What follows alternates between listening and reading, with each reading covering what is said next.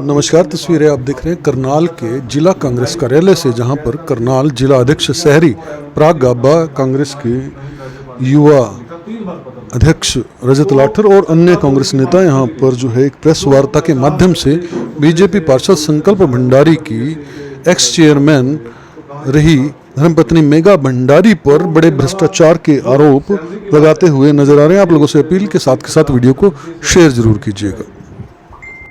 Salary 1,30,000 कैसे होगी, उसके भी हम आप स्पष्टीकरण चाहते हैं। इतनी सैलरी खुद से बना के कैसे की, वो भी राज्यपाल से पूछा गया, इनके सांसद ने पूछा इस बारे में। और जो डीए का पेट्रोल का रिपेयर का सभी बिल जो मांगे गए वो हाई कोर्ट ने से मांगे गए, सारे सब डिटेल्स मांगे गए। और कर्मचारियों को जो 8 महीने से सैलरी नहीं दी गई, 8 महीने से कर्मचारी को सैलरी नहीं दी गई। इनको अपने लिए गाड़ी भी चाहिए थी, इनको पेट्रोल का टीएडी भी चाहिए था। इन्होंने 1 महीने में 50,000 रुपए का तेल भी लगाया और ऐसे 1 महीने में 6,000 किलोमीटर गाड़ी चली। ऐसा कौन सा था? मतलब वैसे ही सरकार कहती कि हम बिल्कुल पारदर्शी है, हम मतलब कहीं घोटाला नहीं, हमारे बिना पर्ची खर्ची के सरकार को ये सब क्या है। इसमें जिन आदमियों को भर्ती किया गया, जो यहाँ पे जितने भी आदमियों को भर्ती किए गए, तो उसमें तो हम भी पूछना चाहते हैं, उसमें वो एलिजिबल थे कि नहीं थे? क्योंकि ऐसी भर्ती हुई है उसके अंदर जो उसमें उनकी एलिजिबिलिटी नहीं थी। वो जो बच्चों के लिए जो टीचर्स चाहिए थे वो उन्हीं के हिसाब से चाहिए थे। उन्होंने कोई कैसे किस में से ले लिया, कोई बीएड ले लिया, कोई होटल मैनेजमेंट का ले लिया, कोई ऐसे भी लिए गए टीचर्स। तो उसके ऊपर भी हम स्पष्टीकरण चाहते हैं। जो हमारी मांग है मुख्यमंत्री जी से कि वो ये मांग है कि आप इसका स्पष्टीकरण इनसे पूरा बताइए इसके बारे में। इनसे भी स्पष्टीकरण चाहते हैं कि ऐसा क्या कारण थे कि आपको इस्तीफा देना पड़ा, आपको रिलीज किस लिए किया गया, हम इसका भी स्पष्टीकरण। मेघा भंडारी ने अपना वर्जन खुद दिया, कार्यकाल था इनका।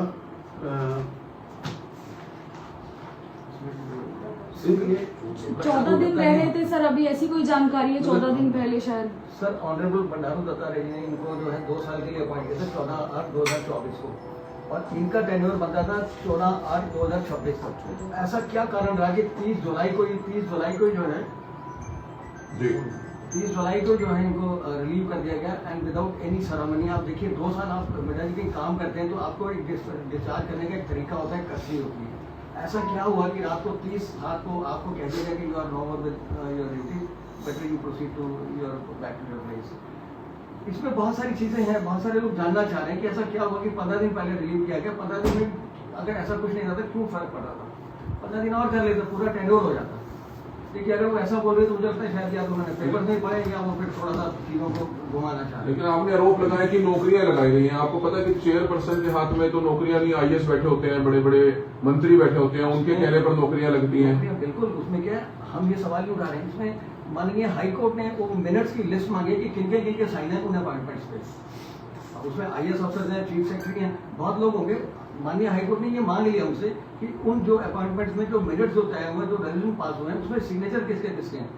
वक्त चल रहा है। लेकिन आपको लगता है कि अभी घोटाला हाईकोर्ट में जो मामला गया है तो जांच होनी चाहिए? लगता नहीं कि जल्दबाजी आप लोग कर रहे हैं कि सीधा घोटालेबाज आपने डिक्लेयर कर दिया कि घोटाला हुआ है? हम सिर्फ स्पष्टीकरण चाह रहे हैं, हम एलिगेशन नहीं लगा रहे हैं। हाईकोर्ट, माननीय हाईकोर्ट इस मुकदमे को देख रहा है, ये अंडर ज्यूडिस मामला है। हम सिर्फ स्पष्टीकरण चाह रहे हैं कि शहर में तरह तरह के लोकल मीडिया चैनल्स में, लोकल न्यूज़पेपर्स में, दैनिक जागरण में जो चीजें आ रही हैं, लोग हमसे जिम्मेवारी पक्ष में आते हैं, पूछना चाह रहे हैं कि है क्या है। हम सिर्फ आपके माध्यम से इतना चाह रहे हैं कि स्पष्टीकरण, जैसे एक उन्होंने बोला कि मेरा टेन्योर पूरा हो गया था, एक स्पष्टीकरण आप भी पूछ सकते हैं कि मैम लेटर है ये देखिए, आपका तो टेन्योर 14/8/2026 तक था। देखिए इस तरह से मिसगाइड मत कीजिए। आप कह दीजिए कि कोर्ट में केस चल रहा है, मैं इस बारे में कुछ नहीं कहना चाहता हूँ, मुझे वो बेहतर जवाब होता। जी निश्चित ही क्या कहना चाहेंगे? क्या लगता है आपको जो आरोप लगा रहे हैं उसमें क्या कहना चाहेंगे? देखिए निश्चित रूप से हम लोग एक जिम्मेवार विपक्ष की भूमिका निभा रहे हैं। जैसा कि आपने कहा कि हमने जल्दबाजी करी, हमने जल्दबाजी नहीं करी। पेपर सभी हम लोगों के पास है। जल्दबाजी शायद उन्होंने की अपना वर्जन देने में। उन्होंने ये कहा कि मेरा 2 साल का टेन्योर पूरा हो गया। जल्दबाजी तो उनके उस वर्जन में दिखती है जब अभी उनकी डेट ही पूरी नहीं हो रही थी। और दूसरी बात ये है कि हम तो बात उनके पास रख रहे हैं कि अगर ऐसा कुछ नहीं है, घोटाला नहीं है या वो घोटालेबाज नहीं है, तो सरकार की मंशा पे भी सवाल उठा रहे हैं कि अगर सरकार ये कह रही है और उनका संगठन ये कहता है कि हम जो है एक ईमानदार पार्टी की तरह भूमिका निभा रहे हैं, तो आपके सामने पहले तो चंदा चोरी की बात आई, और आज हम तो कोई इल्जाम नहीं लगा रहे उनके ऊपर, हम तो सिर्फ और सिर्फ उनके जो राज्यसभा सांसद है उनकी बात को हम लोग सेकंड करें। लिखा हुई भूमिका नहीं थी। अगर जब उनके सांसद ने उनके ऊपर प्रश्न उठाए हैं तो लोकतंत्र में जो भी व्यक्ति संवैधानिक पद पे होगा उसका ये फर्ज बनता है कि वो इस बातों की क्लैरिटी पूरी जनता को दे, और पूरे हम लोग तो करनाल के वासी है, तो हम लोग करनाल को तो कम से कम ऐसी जो क्लैरिटी है वो मिलनी चाहिए, ताकि पूरी जनता जो उनका एक जो मखौटा है, जो सब लोगों ने, भारतीय जनता पार्टी के लोगों ने एक मखौटा एक लगाया हुआ है कि भाई ये राष्ट्रभक्ति है। अगर राष्ट्रभक्ति ये है तो देशद्रोही किस तरीके की? बाबा जी क्या कहना चाहेंगे, तो क्या होना चाहिए? यही चाह रहे हैं कि हम स्पष्टीकरण चाहते हैं कि मेघा भंडारी जी इस बात को बताएं और अपने राज्यपाल से पूछें, और जो हाई कोर्ट का जो फैसला हुआ को मंजूर है वो अपनी सच्चाई तो जनता के आगे रखे। हम विपक्ष की भूमिका में है, हमारे पास भी लोगों के फोन आ रहे थे, लोगों से बात हुई, लोगों ने कहा कि आप विपक्ष में तो आपको क्यों भूमिका उठा रहे। इसमें कई बीजेपी वाले भी लोग शामिल थे जिन्होंने बात रखी, उनको बताना चाहते हैं। अगर हम बात रखेंगे तो हम बिल्कुल स्पष्ट बात करेंगे, क्योंकि ये मामला कोई छोटा मामला नहीं है। जब ये मामला खुलेगा ना कोर्ट के अंदर, इसमें कहीं 1 करोड़ 2 करोड़ नहीं, कहीं 100 करोड़ का घपला के अंदर पाएगा।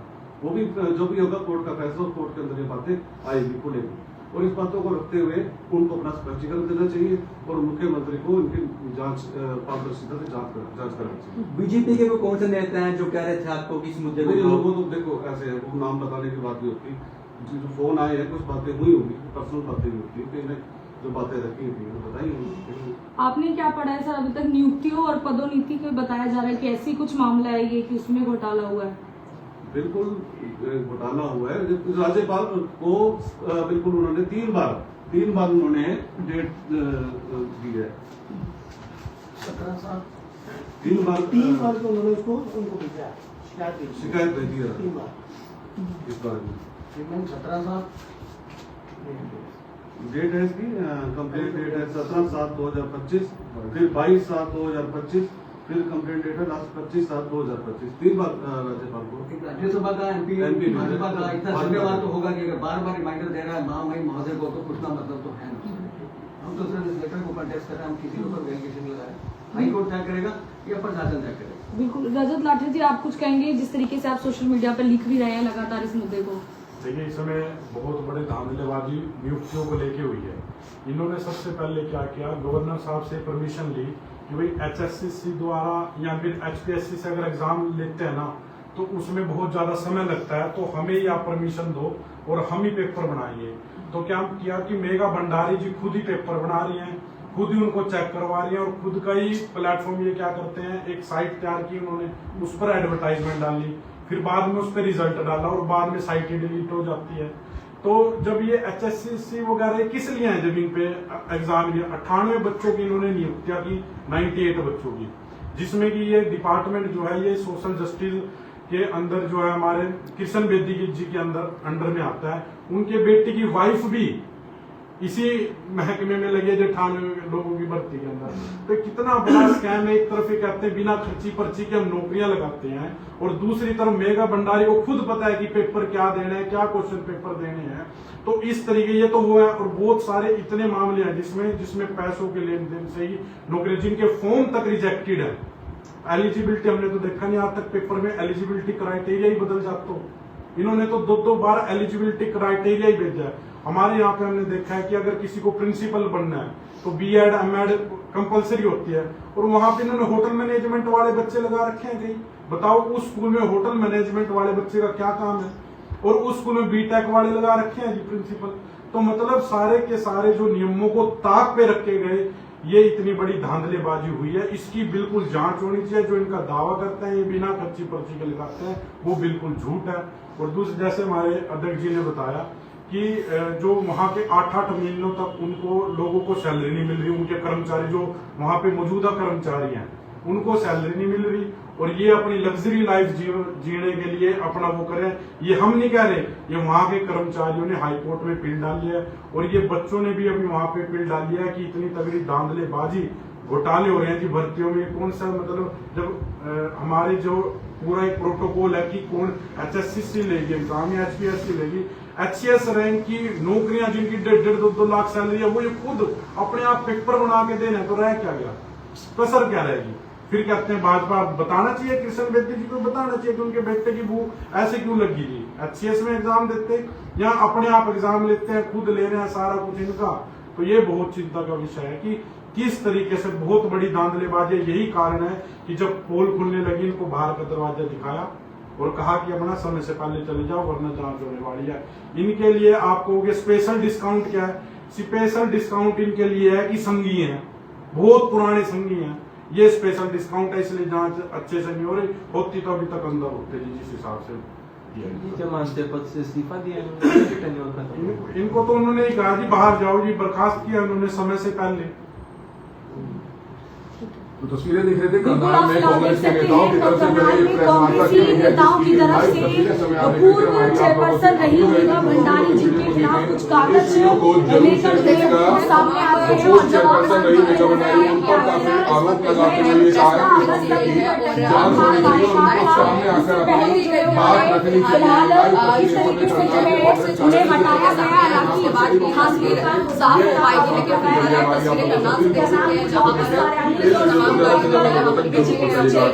चेयरपर्सन